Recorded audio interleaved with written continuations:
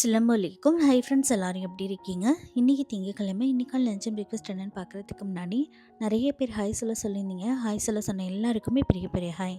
அதே மாதிரி இன்றைக்கி வெட்டிங் ஆனிவர்சரி செலிப்ரேட் பண்ணுற எல்லாருக்குமே ஹாப்பி வெட்டிங் ஆனிவர்சரி. இன்றைக்கி பர்த்டே செலிப்ரேட் பண்ணுற எல்லாருக்குமே விஷயம் minimum happy returns of the day. இங்கே துபாயில் அடிக்கிற குளிருக்கு பார்த்திங்கன்னா எந்திரிக்கிறதுக்கே மனசு வர மாட்டேங்குது. ஸோ இருக்கிறத வச்சு சிம்பிளாக செஞ்சு கொடுத்தா போதுங்கிற மாதிரி தான் இருக்குது. அதனால் இன்றைக்கி பார்த்திங்கன்னா தோசை மாவு இருந்தது, அதை வச்சு தோசை ஊற்றிட்டேன். இது கூட இட்லி பொடியும் நல்லெண்ணெய் சேர்த்து மிக்ஸ் பண்ணி வச்சாச்சு. ஸோ இன்றைக்கான பிரேக்ஃபாஸ்ட்டுக்கு தோசை இட்லி பொடி. ஹஸ்பண்ட்கான லஞ்சுக்கு நல்லா சுட சுட சோறு. நல்லா இந்த குளிருக்கு பார்த்திங்கன்னா குக்கர் சாதம் மீன் குழம்போட சாப்பிட்றதுக்கு எனக்கு வந்து ரொம்ப ரொம்ப பிடிக்கும். ஸோ யாருக்கெல்லாம் பிடிக்கும்னு சொல்லிட்டு மறக்காமல் கமெண்ட்டில் சொல்லுங்கள். அது மட்டும் இல்லாமல் கொஞ்சம் லேட்டாக இருந்துச்சுனால குக்கரில் தான் வைக்கிற மாதிரி இருந்தது. குக்கர் சாப்பாடு வச்சாச்சு.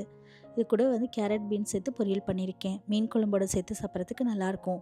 மீன் குழம்புக்குமே பார்த்திங்கன்னா மண்டை 2 பீஸு வால் 2 பீஸ் தான் கிடந்தது. அதை சேர்த்து கத்திரிக்காய் சேர்த்து மீன் குழம்பு கட்லா மீன் குழம்பு வச்சுட்டேன். ஸோ இன்றைக்கான லஞ்ச் அண்ட் பிரேக்ஃபாஸ்ட் இதுதான். ஸ்நாக்ஸ்க்காக ஆரஞ்சு, இது கூடவே குக்கீஸ். நாளைக்கு பார்க்கலாம். பாய்.